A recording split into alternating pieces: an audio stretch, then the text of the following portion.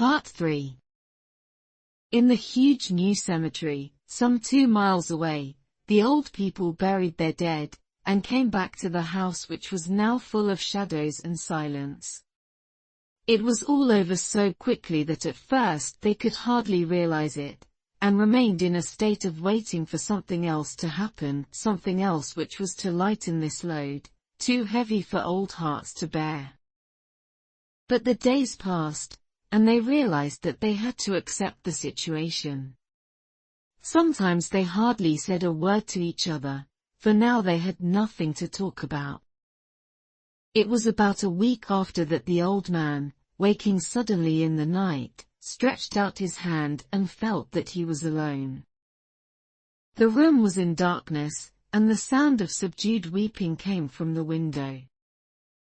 He raised himself in bed and listened. "Come back," he said tenderly. "You will be cold." "It is colder for my son," said the old woman, who wept afresh. The sounds of her sobs died away on his ears. The bed was warm, and he wanted to sleep. He slept lightly at first, and then a sudden wild cry from his wife woke him with a start. "The poor," she cried wildly. "The monk is poor." He started up. Where is it? What's the matter?" She came stumbling across the room toward him. "I want it," she said quietly. "You've not destroyed it." "It's in the living room, on the shelf above the fireplace," he replied. "Why?" She cried and laughed, and bending over, kissed his cheek. "I only just thought of it," she said. "Why didn't I think of it before?" "Why didn't you think of it?" "Think of what?" he questioned.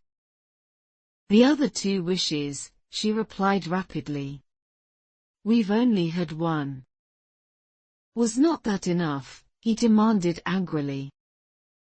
"No," she cried triumphantly, "we'll have one more. Go down and get it quickly, and wish our boy alive again." The man sat up in bed and threw the blankets from his shaking legs. "You are mad," he cried aghast. "Get it," she said, "get it quickly, and wish, oh my boy, my boy." Her husband struck a match and lit the candle. "Get back to bed," he said, his voice shaking. "You don't know what you are saying." "We had the first wish granted," said the old woman, desperately. "Why not the second?" "A CC coincidence," said the old man. "Go get it and wish," cried his wife, shaking with excitement. The old man turned and looked at her, and his voice shook. "He has been dead 10 days, and besides I would not tell you, but I could only recognize him by his clothing. If he was too terrible for you to see then, how now?" "Bring him back," cried the old woman, and pulled him towards the door. "Do you think I fear the child I have nursed?" He went down in the darkness, and went to the living room, and then to the fireplace. The talisman was in its place on the shelf.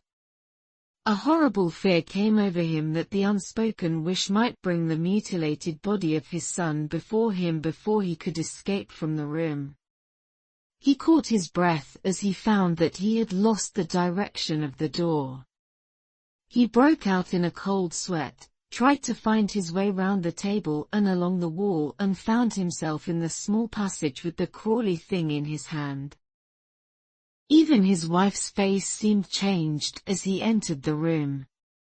He was afraid of her. "Wish," she cried in a strong voice. "It is foolish," he said weakly. "Wish," repeated his wife. He raised his hand. "I wish my son alive again." The talisman fell to the floor, and he looked at it fearfully. Then he sank into a chair, and the old woman, with burning eyes, walked to the window and opened the curtains. He sat until he was chilled with the cold, looking up from time to time at his wife staring through the window. The candle, which had almost burned to the bottom, was throwing pulsating shadows on the ceiling and walls. When the candle finally went out, the old man went slowly back to his bed, with an unspeakable sense of relief that the talisman had not worked. A minute afterward the old woman came silently and lay without movement beside him. Neither spoke, but lay silently listening to the ticking of the clock. A stair creaked, and a mouse scurried through the wall. The darkness was depressing, and after lying for some time screwing up his courage, he took the box of matches, and striking one, went downstairs for a candle. At the foot of the stairs the match went out, and he stopped to light another, and at the same moment a knock came so quiet as to be scarcely audible, sounded on the front door. The matches fell from his hand and spilled in the passage. He stood motionless, not even breathing, until the knock was repeated. Then he turned and ran quickly back to his room, and closed the door behind him. A third knock heard through the house. "What's that?" cried the old woman, sitting up quickly. "A rat," said the old man shakily, "a rat. It passed me on the stairs." His wife sat up in bed listening. A loud knock echoed through the house. "It's Herbert," she screamed. "It's Herbert." She ran to the door, but her husband was there before her, and catching her by the arm, held her tightly. "What are you going to do?" he whispered hoarsely. "It's my boy, it's Herbert," she cried, struggling. "I forgot it was 2 miles away. What are you holding me for? Let go. I must open the door." "For God's sake don't let it in," cried the old man, shaking with fear. "You're afraid of your own son," she cried struggling. "Let me go. I'm coming, Herbert, I'm coming." There was another knock. The old woman with a sudden wrench broke free and ran from the room. Her husband followed her to the top of the stairs, and called after her as she hurried down. He heard the chain pulled back and the bottom lock open. Then the old woman's voice, desperate and breathing heavily. "The top lock," she cried loudly. "Come down. I can't reach it." But her husband was on his hands and knees groping on the floor in search of the paw. If only he could find it before the thing outside got in. The knocks came very quickly now, echoing through the house, and he heard the noise of his wife moving a chair and putting it down against the door. He heard the movement of the lock as she began to open it, and at the same moment he found the monkey's paw, and frantically breathed his third and last wish. The knocking ceased suddenly, although the echoes of it were still in the house. He heard the chair drawn back, and the door opened.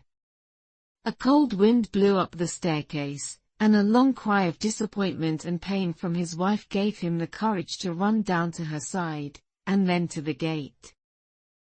The street light opposite shone on a quiet and deserted road.